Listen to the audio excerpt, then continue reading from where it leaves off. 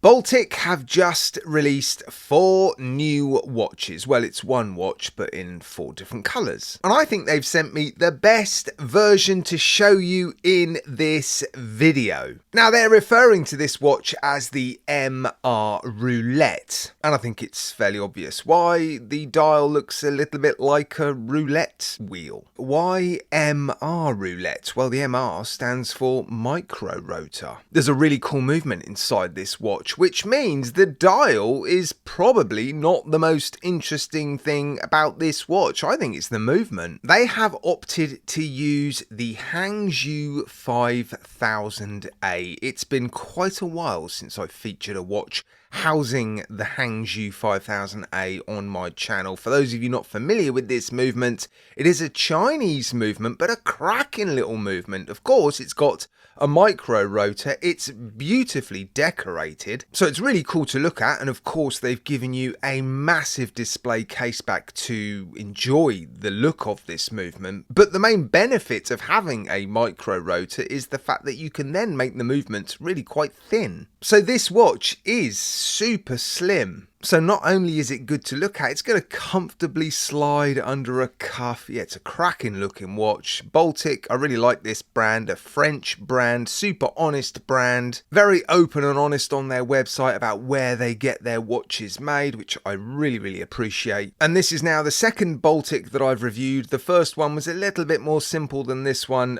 This one is definitely a bit more exciting, I think. There's a little bit more to this one to get stuck into in a review like this. And you'll notice as well a small complication on the dial. That is the seconds. Well, it's not really a complication, is it? That's just the seconds hand. This movement has, the seconds function in a subdial, which again just makes the watch a little bit more interesting to look at. And this movement beats at 28,800 beats per hour, hacks, hand winds, 42 hours of power reserve. And this one is running incredibly well. It says on the movement adjusted to 5 positions. I wouldn't be surprised if that is actually the case. It really is quite mesmerizing. It reminds me a little bit of the ST1901, the Seagull chronograph movement that we just love. It looks really cool, lots of color, beautifully decorated, and I like the fact that they have even branded the micro rotor. That's awesome. Now, you can buy this watch on either a leather strap or with a metal bracelet. Of course, there's going to be a price difference. It's only €50, which I think is,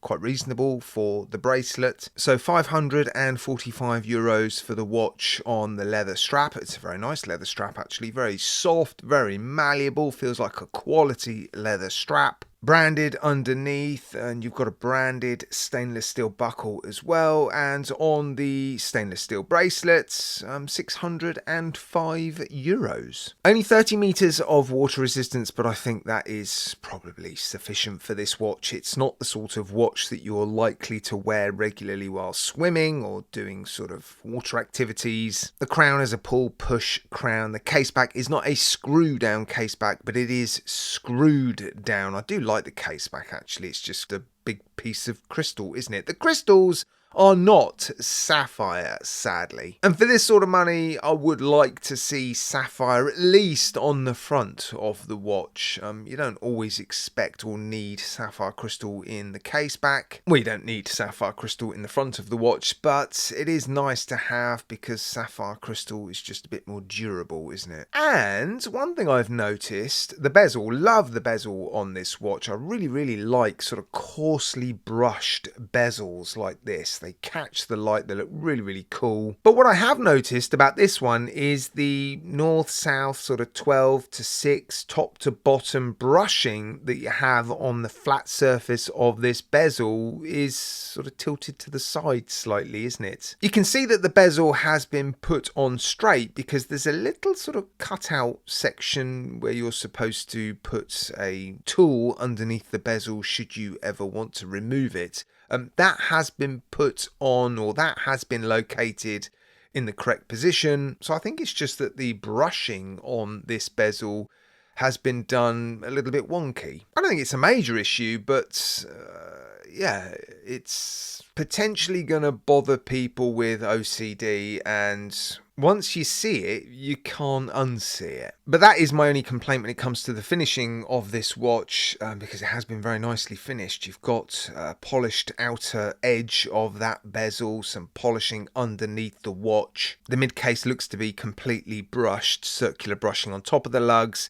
Down the side of the case, you've got longitudinal brushing. It looks really, really cool. Drilled lugs. Very nice case shape. Not a lot to it. It's fairly simple, isn't it? But it's nice. It suits the watch. Really, really cool dial as well. Love the hands. Nice big Dauphine dual facet polished hands. The seconds hand is fairly simple, but there's a lot of texture, a lot of detail on this watch that you'll notice if you look closely. And I like the colour as well. Blue dial paired with a brown leather strap like this, it just looks really good. Now if you jump in early and buy one of these watches, it will be numbered. The first 100 watches of each colour version, I believe, are going to be numbered, and that's always nice. I like my watches to be numbered, actually. This one isn't numbered. I guess they didn't want to waste a numbered one on a review, which I totally understand, but I think if you want one, it would be good to have one of the early ones that is numbered. Now, given the style of watch and the fact that they've put a fairly slim movement inside this watch, that we're never going to make it a large watch.